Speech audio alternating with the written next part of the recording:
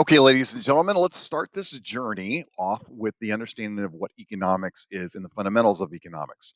Economics, a lot of people look at economics and the first thing they think about is money. Is economics about money? And the answer, of course, is it is not about money. Money, in fact, all money is cloth and linen compressed together to create a system of exchanging goods and services for something in common. And we'll talk about that later.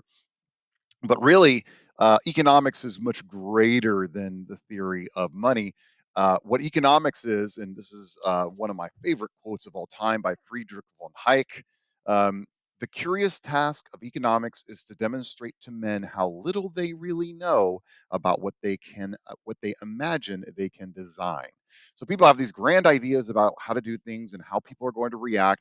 And what Hayek says here is, we're trying to explain to you that things are actually really, really complicated and things have costs and benefits when people make choices. And so economics really ultimately is about this. We're going to be studying here for this entire year. We are studying people and why people act in a certain manner. So economics is the study of how people make choices to deal with the concept of scarcity. I gave you an opportunity to deal with the concept of scarcity in the class with the chairs. And I asked you, okay, develop a plan. And then I had you choose those plans. And we talked about the costs and benefits. And then I said, okay, well, what if we did a bidding? And then you made choices about whether or not to give up participation points. And not only whether or not you should, but how many you would find acceptable for the 2 weeks. And people, of course, made different choices regards to scarcity. So this is what the study of economics is about. How do you make choices to deal with limited resources and unlimited wants and needs? And it really answers, studies a lot of questions. Why is it that Okotime actually provides better customer service than a huge corporation like AT&T? Why is housing so expensive in California? These are all issues of choice. Why doesn't everyone in the world just simply get water for free? And why does the average farm worker make $22 an hour while the average NBA player makes $114,300 an hour? And why doesn't everyone work towards alleviating climate change? Or actually, do they? Okay. The whole answer to these things is the concept of scarcity, limited resources to fulfill unlimited wants and needs. On the first day, I asked you to identify something that is unlimited. You had no answer. That's because there is no answer of unlimited resources. There is a limit to every resource, including you. Okay. Now, so we're going to really study this idea of scarcity. To understand how government and economics works, you got to understand how people compete for these resources. All right. So we need to also understand that scarcity impacts everyone. There's no one that scarcity does not impact. Scarcity impacts absolutely everybody. Doesn't matter if somebody's richer. If somebody's richer, they're still dealing with scarcity. They're just dealing with a different issue of scarcity because everyone has unlimited wants and needs, and there are limited resources. The money doesn't change that. The amount of money people have doesn't change that. Now, can scarcity of somebody who is poor impact that person more than when scarcity is richer? Of course. And we're not saying that this is an easy issue, but scarcity impacts everyone. Okay. Now we took a look at this. What is price? Of course, price is a measurement of value. And what this does is it actually measures the concept of scarcity. We had already talked about the higher the value of something, the higher the price of something. And the lower the value of something, the lower the price of something. So when you look around, you're looking at value when you look at price. Now, scarcity is attached to value. The more something is scarce, the higher the value and the higher the price. So when something is more scarce, it becomes more valuable and therefore prices go up. And of course, when something is less scarce, the lower the value and the lower the price. Okay, this all attaches to that idea of unlimited wants and needs and limited resources. So you might ask yourself, so what does it mean for something to be more scarce? Well, there's only two things that impact scarcity. Okay, either one, Less of something is available. Like a lot of people want something and then there's less of it available. That makes something more scarce. Two, if people want more of something, that also creates more scarcity. And then when something becomes much more scarce, you have both these things actually happening at the same exact time. So something is less available, there's less resources available, more scarce. All of a sudden, people have greater wants and needs, more scarce, or both happening at the same time, which creates a lot more scarce. All right. Now, scarcity the other direction. How does something become less scarce? Well, number one, there is more of something available. If there is more of something available, that good or service becomes less scarce. If people want less of something, that means it becomes less scarce. The value goes down. And of course, if both these things happen at the same time, less scarce. Okay. So if more of something is available or people want less of something, you're going to have something that is less scarce. Therefore, the price will go down because it is less valuable.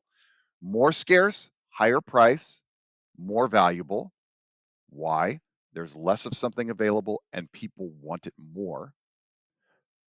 Over here, less scarce, lower price, less valuable. Why? There's more of it out there and people don't really want it that much. Okay. Now, prices impact people's choices. Food, water, you name it.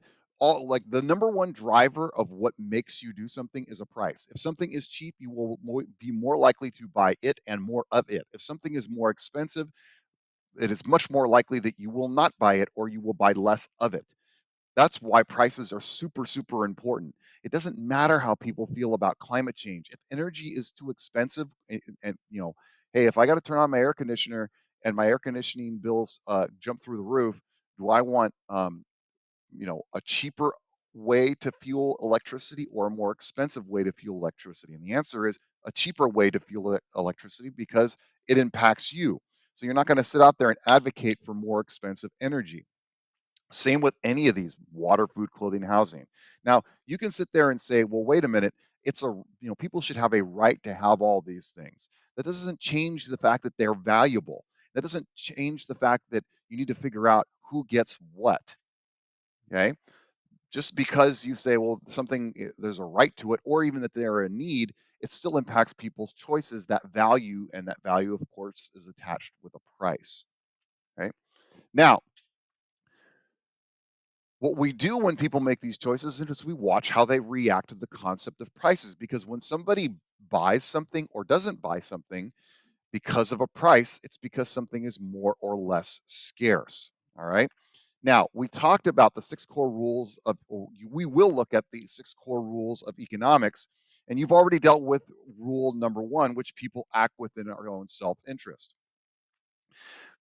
Ultimately, people are looking out for them. Remember, it's not about greed, it's about self interest. What is self interest? It's simply an action taken that creates a personal benefit. And because you do that doesn't mean you harm somebody else necessarily. You're simply acting of your own benefit.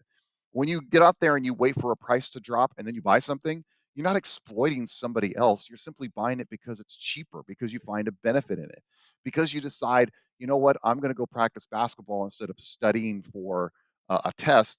I mean, we could sit here and argue and debate about whether one is better than the other, but you're not taking away from somebody. You're just simply making a choice because you think, oh, I need to practice more for basketball because it's in my self interest to do so for whatever reason. Or you may study for the test because it's in your self interest to do so. So, this, where does this issue what's the problem with this? And of course, the problem is that everybody thinks that people do something out of their self interest. There's a quote here, and we'll be studying it on our next section. It is not from the benevolence of the butcher, the brewer, or the baker that we expect our dinner, but from their regard to their own self interest. We address ourselves not to their humanity, but to their self love, and never talk to them of our own necessities, but of their advantages. Comes from our philosopher and head economist, Adam Smith. I want you to consider this. For the next video, think about where you see self-interest here. There's two places where self-interests are prevalent in this quote, and we'll see them in the next section. Now, The difficulty is that, everybody has their own self-interest, and that means that people are going to be wanting and needing different things or prioritize things differently. And this isn't bad, but it presents a challenge in trying to get things done as like a community. For instance, what is this? When I look at this, I see soda. That's what I see. And you might say, well, I see soda too. But depending on where you are in the country, really changes the language and how people view the concept of soda. Culture is different based on where you are. So when you have a place like California, we call that soda. In some places, we call it soda pop. But if you travel to the deep South and the South, then all of a sudden, all those sodas are considered like Coke. Not like, we know what a Coca-Cola is, but you go into a store and say, "Do you have Coke?" And they point you towards a soft drink, like a vending machine or a soft drink um, freezer. It's just an overall thing. And then when you get into the northern part of the country, then they don't call it soda or they don't call it Coke. You, I want a pop. We call it kind of a combination, so like a soft drink or a soda pop. Sometimes some people call it, but they literally call it pop up north. Now, these people like totally see the idea of soda as being different. Their language is different. So they all have different cultures, different communities, different values, different things, and that impacts self-interest. And that's why the challenge of dealing with scarcity with big groups of people is so difficult. All right. Next time we'll deal with needs and wants going forward and how people actually create values out of their scarcity.